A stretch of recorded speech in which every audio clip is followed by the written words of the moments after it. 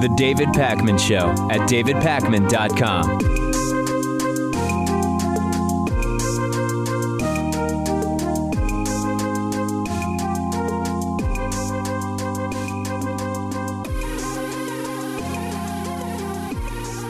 We've got breaking news that exposes Donald Trump as a slightly even bigger liar than we knew him to be as of yesterday. Donald Trump can now be added to the list of Trump staffers. I mean, he is sort of the main guy who met with the Russian Ambassador Sergey Kislyak during the presidential campaign. And you might recall that during the campaign, Donald Trump repeatedly claimed he had no contact, period, with any Russian officials at all, full stop.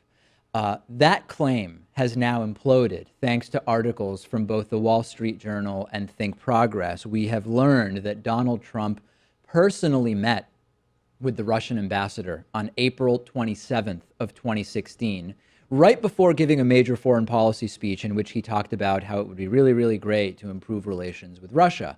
The Wall Street Journal actually reported on this last year, back in May. But at the time, we didn't yet have two Trump cabinet members who got caught lying about their meetings with the Russian ambassador, so it wasn't hugely reported on. This is from the Wall Street Journal on May 13th. Quote, "A few minutes before he made those remarks, Mr. Trump met at a VIP reception with Russia's ambassador to the U.S., Sergey Ivanovich Kislyak. Mr. Trump warmly greeted Mr. Kislyak and three other foreign ambassadors who came to the reception." Now, Kislyak, according to multiple news reports from that time, none of which, by the way, are being refuted or denied, was seated in the front row. It was an invitation-only event. The Russian ambassador was personally invited to a Trump speech on foreign policy. And again, Donald Trump has insisted repeatedly that neither he nor anyone in his campaign was in contact with Russia during the election. We've since learned that at least four members of the Trump campaign, Jeff Sessions, Michael Flynn, Carter Page, and J.D. Gordon, spoke with Russian officials during the campaign in some capacity. You probably heard that Michael Flynn, Trump's former national security advisor, has already resigned in shame as a result of lies he told regarding his conversations with the Russian ambassador. Jeff Sessions, the attorney general, has been caught lying about it. Former Trump campaign manager Paul Manafort also had to resign because of an investigation into possible illegal payments he received from Russia. It's okay, Pat, to meet with ambassadors. That in and of itself is not suspicious necessarily. When you try to conceal it and actually lie about it, not once, but again and again, multiple people in your administration and campaign, that's what makes it incredibly suspicious. You could make the critique that a presidential candidate shouldn't meet with an ambassador, though, because we have this idea of having one president at a time. Yeah. But in the grand scheme of things, it would have blown over. And for Donald Trump to continue lying about it, that's what's really suspicious here, because it opens up the question of why are they lying? He may have talked to other people. What was the conversation about, et cetera. It's also somewhat suspicious to have a supposedly hostile nation's ambassador at the Republican National Convention, which is where Jeff Sessions, that's one of the places where Jeff Sessions met with the Russian ambassador, as well as in front row seats at Trump's first major foreign policy, America First type speech, where he talked about cooperating with Russia. Does anybody see how this is insane? And I want to tell you about another layer of insanity that's not actually being reported. I looked at a release from the Center for National Interest about this speech, and it lists Jeff Sessions as an attendee. This means that although Jeff Sessions originally lied about having met with the Russian ambassador, later it was admitted that Jeff Sessions met 2 times with the Russian ambassador. His attendance at this meeting, which we have now learned about, would actually be meeting number 3 between Jeff Sessions and the Russian ambassador. This was an invitation-only campaign event. If these meetings are so benign and trivial, according to Trump's people, why not just come out and list all the meetings instead of denying and lying and obfuscating again and again? Al Franken believes that Jeff Sessions perjured himself, and we're going to deal with that a little bit later in the show. Right, and Jeff Sessions claims that he doesn't remember what he spoke about with the Russian ambassador. If there was 3 meetings, how could you not remember any of the content there? Not only that, at one point he claimed not even remembering having met with the Russian ambassador. And then he said, oh, well, okay, he did meet with him twice. Actually, turns out it was 3 times. What did they talk about? I can't quite recall. Reminds me of Alberto Gonzalez. That's another attorney general who, during the Bush years, would regularly say he just doesn't remember what happened.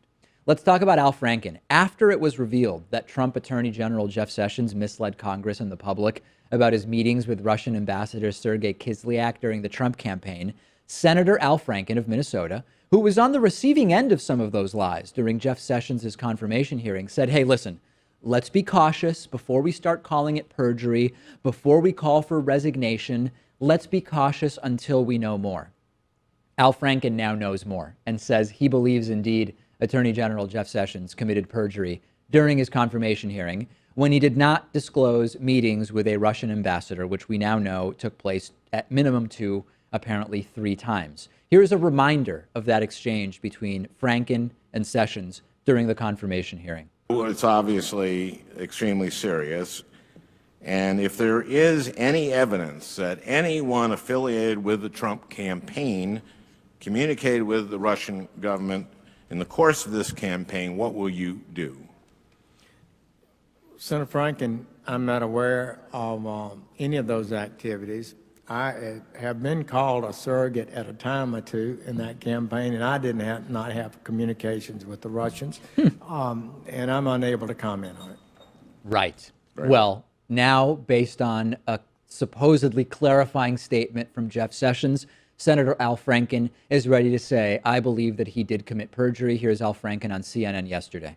More accurately, Sessions yesterday amended his remarks to the committee, saying that his answer was correct and that he, quote, did not mention communications he had with the Russian ambassador over the years because the question did not ask about them. What's your response, sir?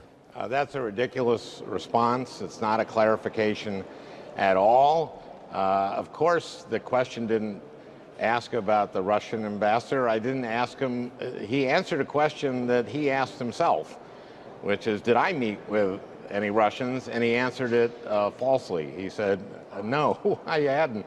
So this response, listen, I've been cutting him a lot of slack. I've been refusing to say that he lied. I've wanted to wait for this letter to come out. It's hard to come to any other conclusion that he just perjured himself. So you think he perjured himself? What do you think the penalty should be? Do you think he should resign? I think he should come before the committee and explain this. This is actually really important. Franken was giving him the benefit of the doubt. He showed restraint. He now has more information, and the information led him to say, I believe Jeff Sessions perjured himself. Sessions had a chance to clarify and instead decided to double down. And as I mentioned earlier, it appears that even the original revelation about there having been 2 meetings is false. It now appears as though there were actually 3 meetings. It's just so tough, Pat, for Jeff Sessions to remember any of this. What was discussed, which meeting? It's all just so confusing to Jeff. Yeah, and it was very strange for Jeff Sessions to just bring up this point when he wasn't even asked about it. Yeah. Usually lawyers choose their words carefully and don't self-incriminate. Yes. But Jeff Sessions here, going to be the top lawyer in the country, made that mistake. A complete unforced error, because Franken didn't ask him the question that he answered. He volunteered. The question was, what would you do if you found out that some Trump people had connections or meetings with Russia? And he said, I didn't meet with anybody. He chose to volunteer that. But in writing, Patrick Leahy did ask him if he had any connections to the Russian campaign, if he had any contact with them, and he just said in a 2-letter answer, no. Yeah, there was no ambiguity there. And I mean, whoa, let's not get ahead of ourselves, though, Pat. I mean, yes, Sessions met with Russian officials 2 to 3 times, and yes, he did mislead Congress about the matter, and yes, he was under oath while testifying, but a gentleman of Sessions' social status would never commit perjury. Any allegation is just fake news and unjustified. Yeah, right. We'll see what comes of it. Big news with regard to possibly your health care. Years of chastising Obamacare, but not coming together with a coherent alternative of their own. Republicans have now put forth the American Health Care Act. It is an absolute and completely atrocious proposal, and I'm going to tell you exactly why. Here is the big announcement from Paul Ryan. Afternoon. This is the American Health Care Act. It's been a long time in coming. Right. This bill, the American Health Care Act, It keeps our promise to repeal and replace Obamacare. It delivers relief to Americans fed up with skyrocketing premiums and fewer choices. It moves us away from the broken status quo toward a better, patient-centered system. It actually does quite the opposite. Let's start with the list of what is in the American Health Care Act, the list of American Health Care Act provisions. That list, which I will put up on the screen for you, begins with states would retain the option of running Obamacare-like exchanges and Medicaid expansion, retain the option being the key word there. The uninsured are penalized under this system, but in a very different way than under the Affordable Care Act. Tax breaks for employer-sponsored coverage are capped. People can stay on their parents' plans until age 26. Discrimination based on pre-existing conditions is prohibited, and insurers are required to cover mental health and substance abuse. So, based only on what I've told you so far, if you hated Obamacare, you should sort of not like this either, because it's a lot of the same stuff. But of course, anything branded as Trump Care or passed under Trump, Trumpists will go with it, even if it has many, many similarities to the Affordable Care Act. But here's the really disastrous part. This so-called American Health Care Act tries to keep many parts of Obamacare, which understandably, a lot of those provisions are really popular with Americans. I understand why Republicans would actually try to keep some of these provisions, but it removes the aspects of Obamacare that allow it to actually function, okay? Here's list number 2, which is Obamacare provisions that are gone from, let's just call it Trump Care now, for lack of a better term. The mandates are gone. New taxes are gone. Higher taxes on the rich to cover the costs are gone. Premium subsidies, as outlined in Obamacare, are gone. Medicaid guarantees are gone, and reasonable caps on what companies can charge older people are gone. This is why this combination of provisions doesn't work. The new Republican plan gets rid of individual and employer mandates. This was sort of the central Republican critique of Obamacare, but it's actually the thing that keeps it functioning. If you want healthcare to be affordable for everyone and cover people with pre-existing conditions, you've got to spread out the risk among the largest pool of people possible. This is called economies of scale. The more people you have paying in, the cheaper it will be on average for each individual customer. And I hate that I'm even calling these people customers, but that's what they are in a for-profit health insurance system. The Republican plan would do away with the fine for not having insurance and replace it with a fee that you pay to the insurance companies, and you pay it. You don't pay it on an ongoing basis. Think about the absurdity of that. Instead of paying the penalty to the government, you're paying the penalty for not having insurance to the for-profit health insurance company, and you only have to pay that penalty for 1 year. So there is a penalty for being uninsured, but the Republicans backing the plan say it's okay because you're paying it to a private for-profit insurance company. What's this going to do? This will incentivize young people and healthier people not to buy insurance until they're sick, which makes insurance more expensive by reducing the sort of average health level of people who have insurance. Altogether, this is going to make it so that you have, number one, fewer people paying into the market, and of the people who are paying in, more of them will be sick or less healthy. That fundamentally makes premiums increase, and it could potentially make the healthcare market implode. This is why the Affordable Care Act has the mandate. It's not because of big bad government looking to nanny state people, it's math. The Affordable Care Act is also financed in large part by taxes on the wealthiest Americans. This bill would repeal those taxes. People making over $1 million a year would get an average of a $50,000 tax cut. The richer you are, the bigger your tax cut. People in the top 0.1% would get an average tax cut of about $200,000. Also, and this is extra dangerous, this new bill, the American Health Care Act, it would repeal the Medicaid taxes, which are individually, singularly responsible for keeping the Medicaid trust fund afloat. And this is dangerous, Pat, because Republicans could defund Medicaid intentionally so that then it doesn't work as well, and then use it as a justification to get rid of it altogether. Hey, listen, we should get rid of Medicaid. It's not working well. Well, it's not working well because you defunded it. And Republicans are trying to market this bill as so much better than Obamacare because this bill is only 66 pages long, and they point out that Obamacare was somewhere between 1,000 and 2,000 pages. You saw Sean Spicer at a recent press conference with compare stacks the stacks of paper. But of the 66 pages in this new American Health Care Act, 7 of them have to do with states being allowed to take away Medicare coverage from lottery winners. So Medicare or Medicaid? Medicaid, so how did that fluff piece get in there? It's the number of pages in the bill tells us anything objectively about whether it's good or bad. It's pandering. And it's pandering to people who want government doing nothing. And when you actually ask serious questions, like at yesterday's press conference, one of Paul Ryan's buddies, this guy right over here with the glasses, I actually forget his name, he was asked, what will this do to the number of people who actually have coverage? There's 2.5 years, presumably, during which this is all rolled in. So what would happen in 2020? And the guy with the glasses, whose name is escaping me because he's such a despicable guy, he said something like, hey, we have no way to predict what's going to happen in 2020. That's 2.5 years away. What kind of an answer is that? I mean, it's just not an answer to the question that was asked.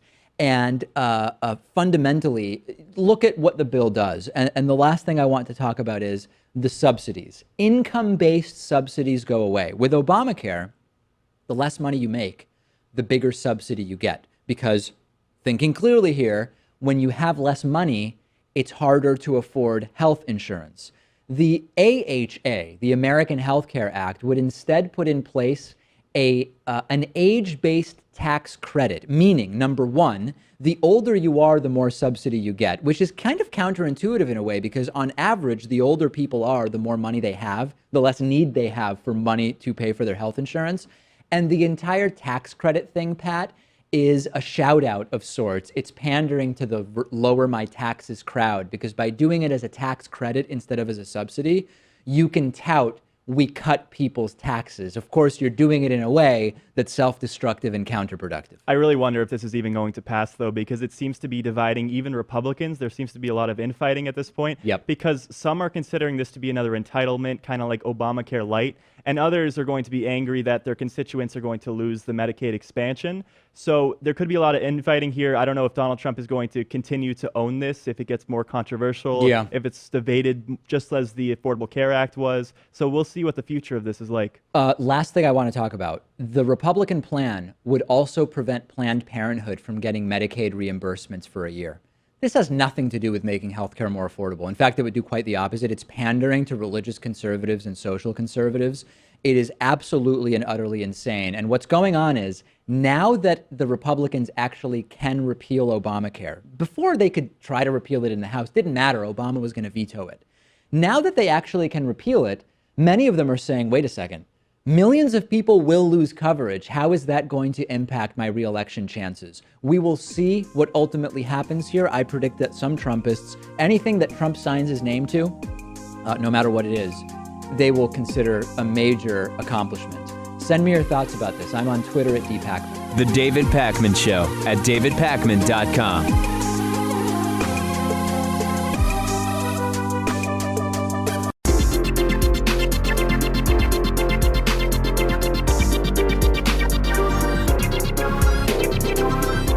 The David Pakman Show at davidpakman.com.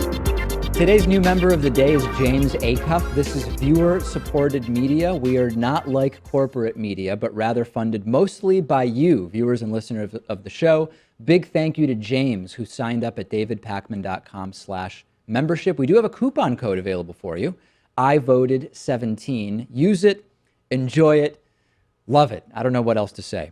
All right, it is time for Hatriot Mail. If you've never heard Hatriot Mail before, here's a reminder of what it is. It's like taking an apple pie, filling it with pages from the Old Testament, topping it with hollow points, and serving it with a side of homophobia. Right. Patriot Mail. Written by patriots who hate David Pakman. Because America. And because freedom. The Hatriot this week has, I guess it's mostly he. I should really just say he. It's so rare that we get hate mail from women. I don't know what that tells us. But in any case, this Hatriot Mail has come up with a new concept that we've not seen before on Hatriot Mail. Take a listen to this. You blew any credibility you were gaining with me when you called InfoWars fake news. I've been listening to him from his start, and he is the most prolific, accurate political analyst on the planet. So anything you got to say is suspect by me. Good luck finding suckers to believe in you. You just put yourself in the basket of liars like CNN. If you weren't watching, you wouldn't know that liars was spelt Lyers. So CNN is apparently a basket of people who are lying down, I guess is what this person is suggesting, right? Or it's that musical instrument from antiquity, those small harp things. That's called a lyre as well? It is, yes.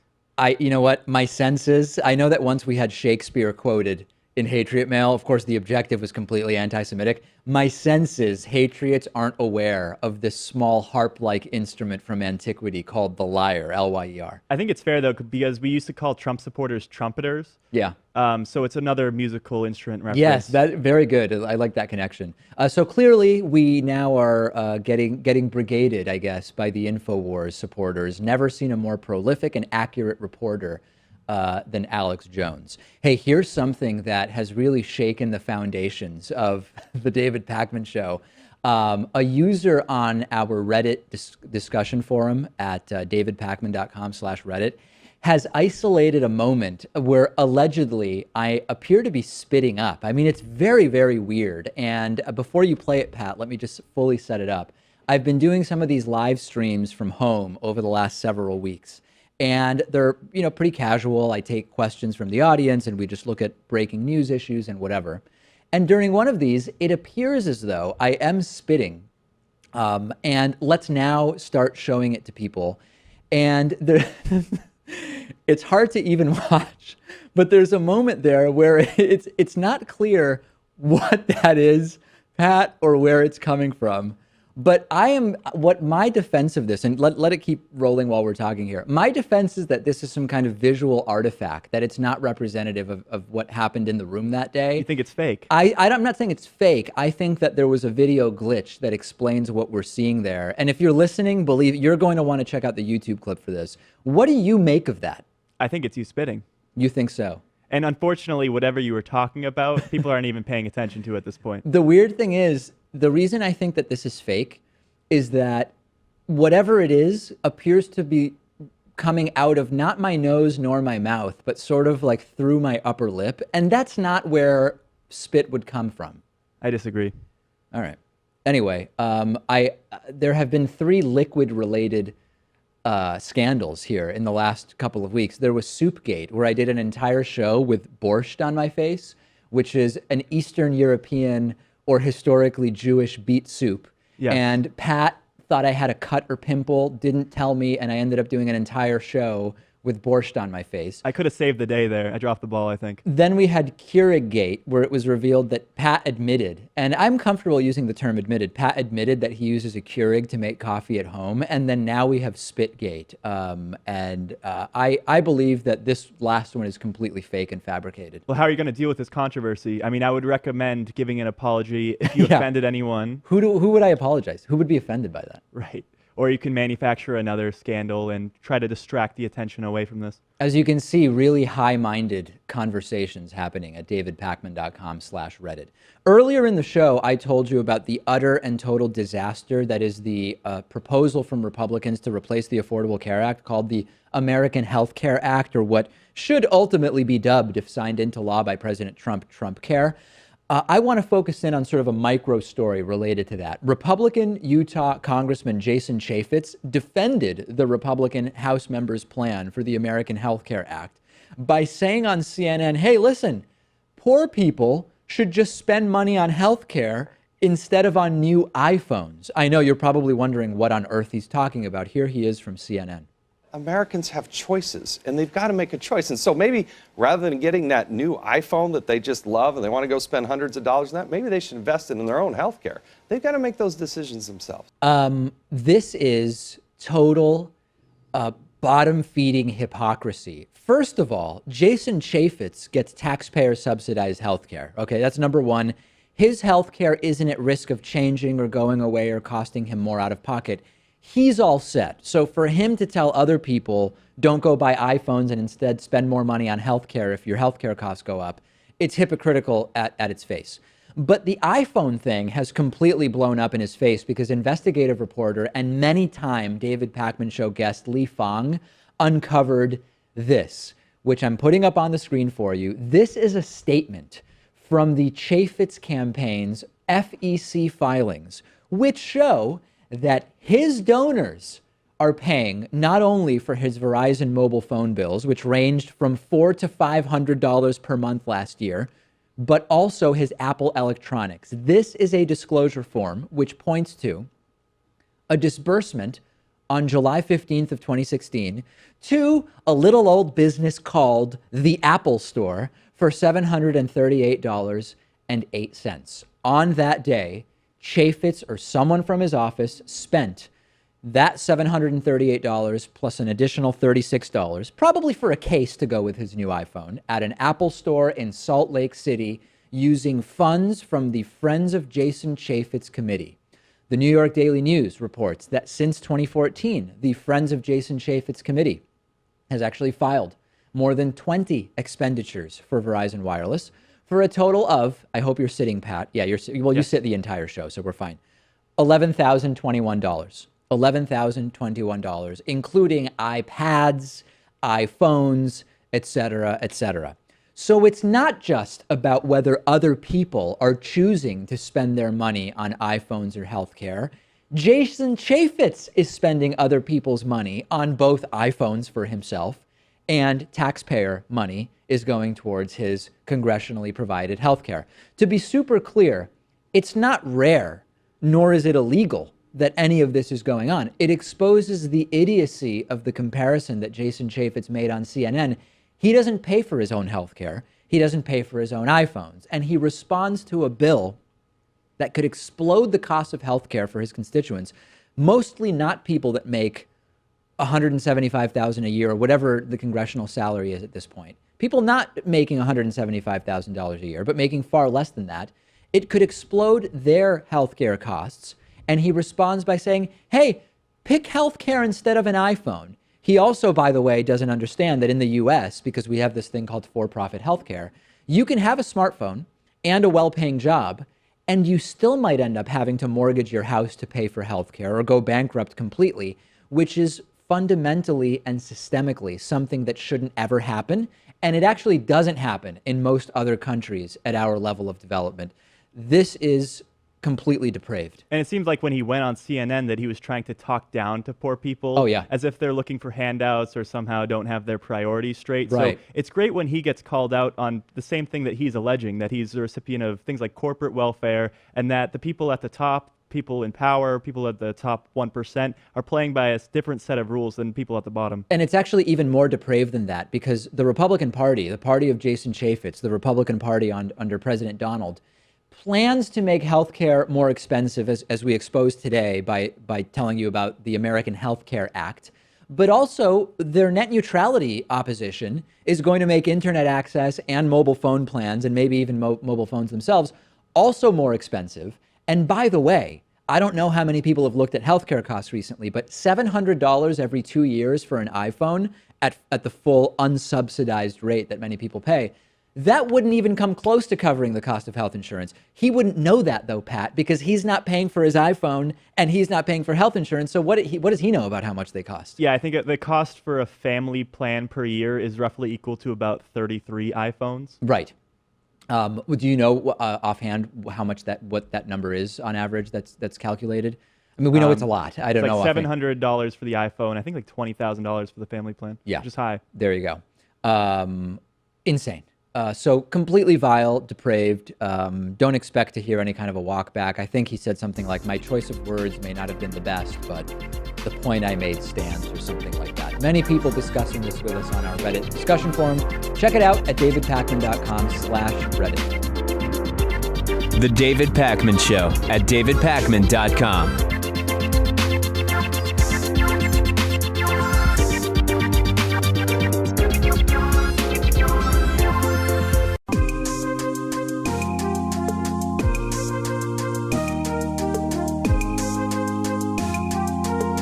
Welcome back to the David Pakman Show. It's great to be joined today by Cathy O'Neil, who's an author, mathematician, and data scientist who recently published the book Weapons of Math Destruction about the dark side of big data. Cathy, really great to have you on. For people who don't know what big data is and what we're referring to, let's sort of start there. What are we talking about? Well, actually, it means really different things to different people. I think to technical people, big data refers to like basically so much data that you can't fit it on a normal computer and you have to go to the Amazon cloud to really deal with it. Sometimes it means to technical people social media data specifically, things like click streams and such. But I think for the most part in the book I wrote, it was really more of a marketing term, the term that's used by salespeople and marketers to talk about big data products and big data algorithms. And some of those algorithms really don't have that much data behind them. Talk about that. Explain how you could have an algorithm that doesn't have much data behind it and sort of how something like that might come to be marketed in a particular way. What's the sort of mechanism by which this comes to be?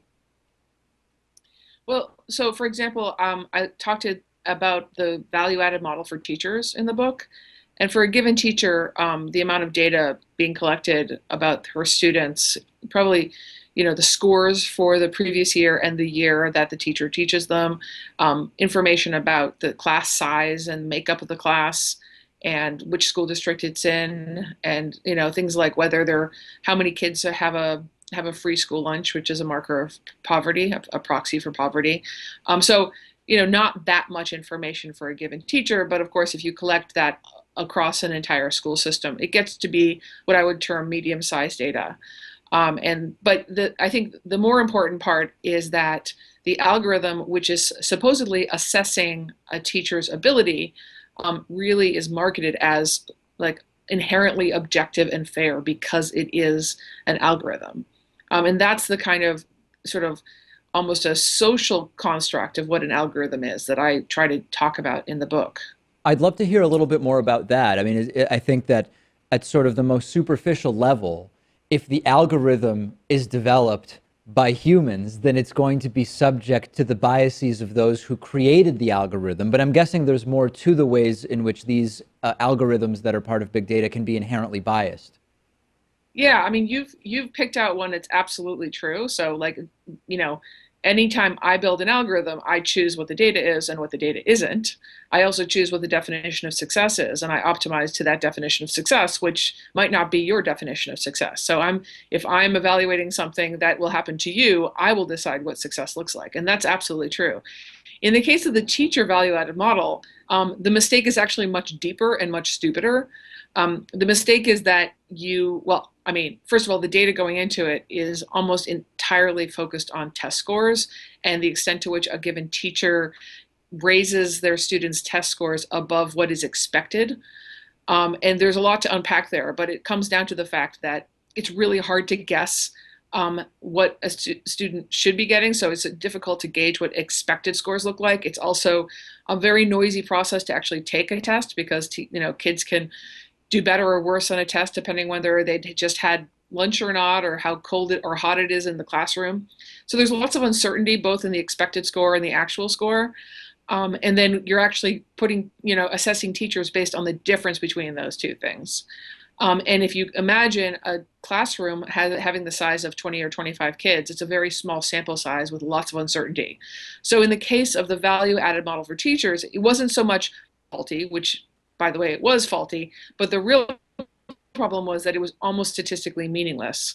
The scores for a given teacher would vary wildly, even within a single year. I talked to a teacher who got a 6 out of 100 one year and a 96 out of 100 the next year, without having changed his methodology. So it was, and there's more evidence that I could go into about how statistically random it was.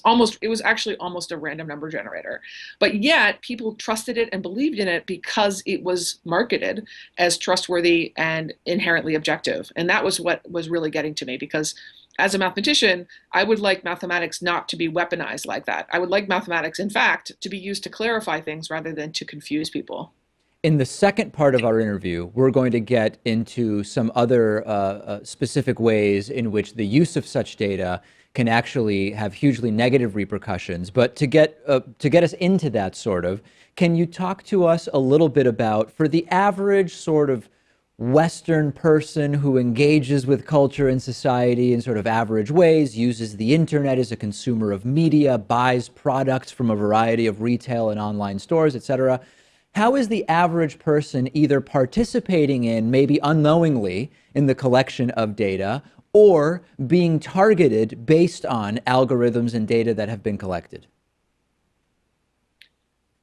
Well, thanks for asking that question, because it was a well-phrased question. And the answer is the average person is probably benefiting mildly from this whole thing. They're constantly being surveilled online. And so your purchases and your searches and everything you do on Facebook and everything you do on Twitter and all your interactions and stuff offline as well, your voting and any kind of arrest records you might have or any other kind of public records about you, they're all being collected by data warehousing companies like Axiom, and they're being used to tailor your environment online to what they think will result in you spending the most amount of money, because the average person is somebody who has some amount of money in their pocket and can be enticed to buy certain things or to think certain things.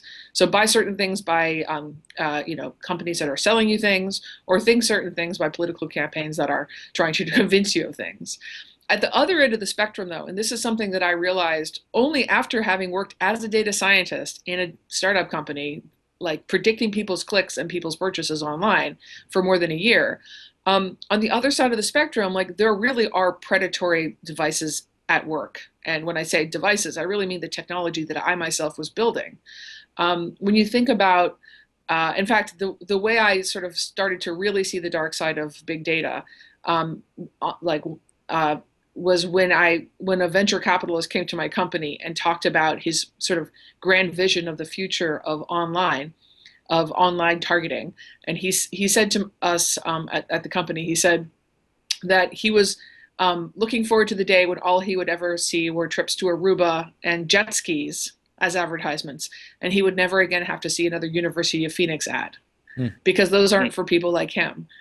And people around me laughed, but I was shocked, actually.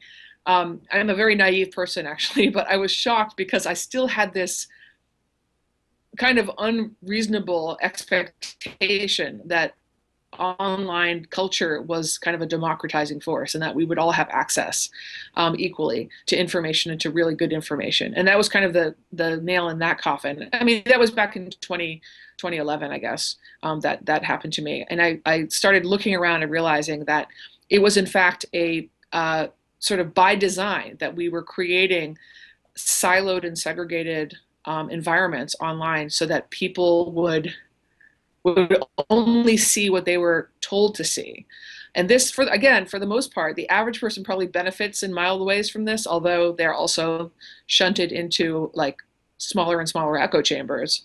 But at the very bottom of the spectrum, we have people who are preyed upon by for-profit colleges and payday lenders, which is something I learned more and more about and was more and more disgusted by. Let's pick up our conversation there. We have been speaking with Cathy O'Neil, author, mathematician, and data scientist. The book is Weapons of Math Destruction. Tomorrow on the program, we're going to look into some of the specific ways in which big data can actually lead to discrimination. The David Pakman Show at davidpakman.com.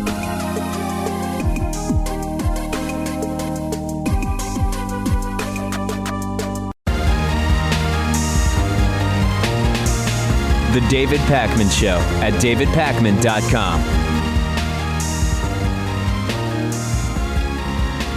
In what can't possibly be good news for anybody in the White House, Christopher Steele, that former MI6 agent who prepared what's now known as the Trump-Russia blackmail dossier, he has been approached about testifying before the U.S. Senate Intelligence Committee's investigation into President Trump's alleged links with Russia, as reported by The Independent. It's not hugely likely that Christopher Steele has much of an interest in coming to Washington, D.C. to testify. His friends are saying it is unlikely he would be willing to do this. It's understood that Democrats, as well as some Republicans in Congress, are prepared to facilitate some discreet initial meetings with Christopher Steele in the UK or maybe on neutral territory. He has not yet responded to requests to meet with the Senate officials, but what we learned several weeks ago is that Christopher Steele left his home, was essentially hiding his family for fear for their safety and his own. And when you have circumstances like the ones we have, the Trump administration possibly completely in bed with Russia, I don't blame Christopher Steele for his reluctance to want to come to Washington, D.C. Who knows what would happen if he stepped foot on U.S. soil?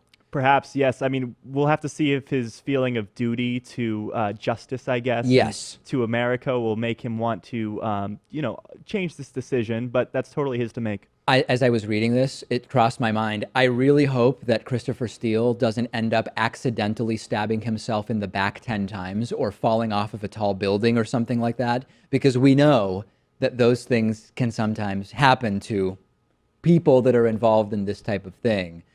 Trump has personally attacked Christopher Steele, saying that the report on the Kremlin connection, which was authored by him, was a, quote, fabricated work put together by a, quote, failed spy. Of course, all of that is completely bogus. Christopher Steele, a highly, highly respected former MI6 operative, he ended up leading to, or rather, I guess we could say it in a different way, Michael Flynn, Donald Trump's now former national security advisor, ended up having to resign in shame less than a month into the Donald Trump administration because he was covering up Russia connections. The brand new Attorney General, Jeff Sessions, is facing calls for his resignation because he was covering up conversations that he had with the Russian ambassador. Minnesota Senator Al Franken, as I told you earlier in the program, now saying he believes Jeff Sessions committed perjury. And Donald Trump's former campaign manager, Paul Manafort, also had to resign during the campaign because of shady Russian connections and possibly illegal payments that he had received. A well-respected former spy puts together a dossier containing a series of very disturbing allegations about Trump's Russia connections. Many of the allegations are as yet unproven, but we've talked about it before, Pat, and we'll keep talking about it. We now have numerous details of that dossier that have been corroborated. The urine fetish stuff that was in that dossier, that's not been corroborated so far. That is true. But you can't write it off as fabricated because numerous elements of it have now been independently corroborated. It's gotten to a point where even the Senate Intelligence Committee, which is, of course, led by Republicans and Chairman Richard Burr, they're going to have to reach out to people like Christopher Steele and actually conduct a legitimate investigation into this, because otherwise there's going to be so much political repercussions if they don't, and the American people are going to want their head. Yeah, at a certain point, it's sort of like, listen, if you really don't have anything to hide, just allow the investigation to happen. It's the same thing with the Trump taxes. At this point, given that 3/4 of Americans want to see them, if there really wasn't anything damaging there, just let people see them and put the story to bed. The only reason you wouldn't is if you believe that it would actually backfire and make the situation even worse, which it probably would from many reasonable estimates. I want to talk a little bit about lobbyists and draining the swamp, or maybe it's filling the swamp. You might remember this very highly publicized executive order that President Trump issued in January, weakening Obama-era ethics policies, which would allow lobbyists to work at agencies that they had sought to influence. The Trump order did limit what lobbyists would be allowed to do once they enter government. For example, directly handling issues on which they had lobbied. It seemed sort of like maybe an on-paper victory of sorts, drain the swamp, blah, blah, blah. But it already appears that the Trump administration is ignoring it. ProPublica found that 3 new Trump hires are working on the same issues for which they lobbied, starting with Shahira Knight, Donald Trump's special assistant for tax and retirement policy.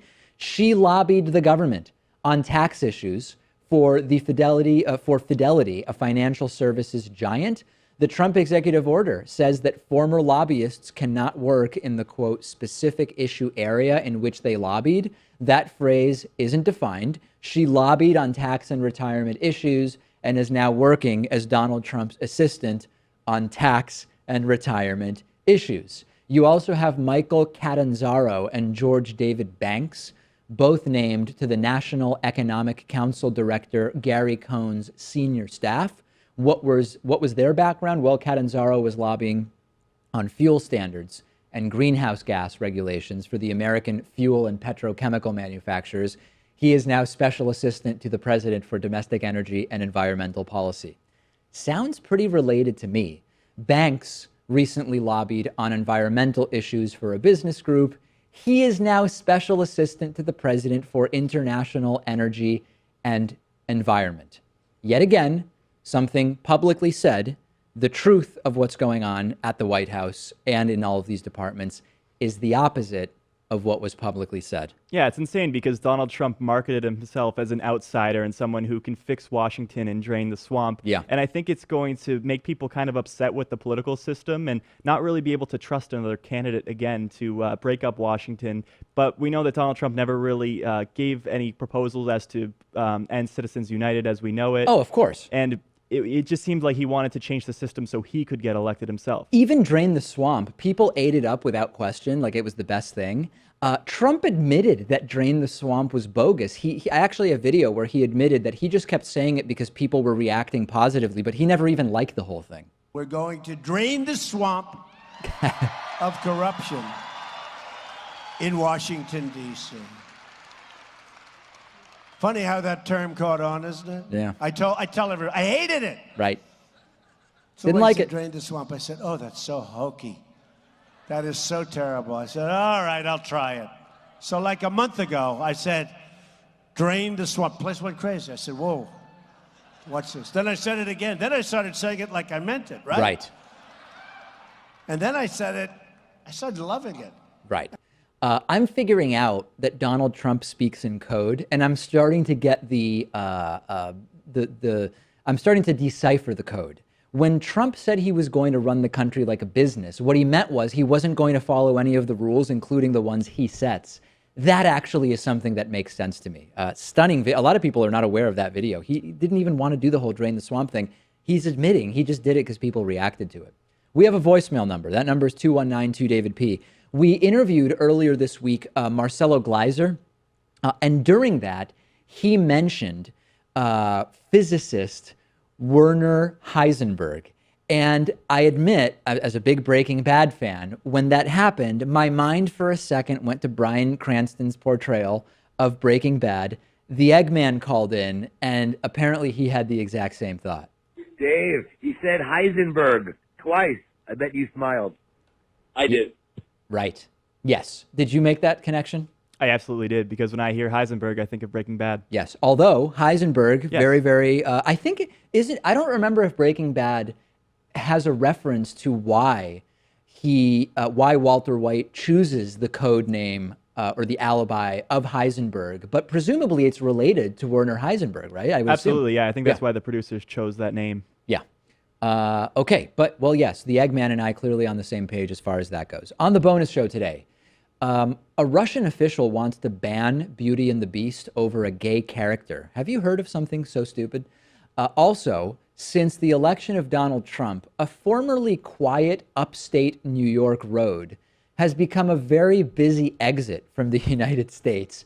We'll also talk to you about Yelp's new feature, which is meant to help track businesses that have gender-neutral bathrooms. Okay, very, very interesting stories on the bonus show. Sign up at davidpakman.com/membership to get access. The coupon code, I voted 17, still available for your use.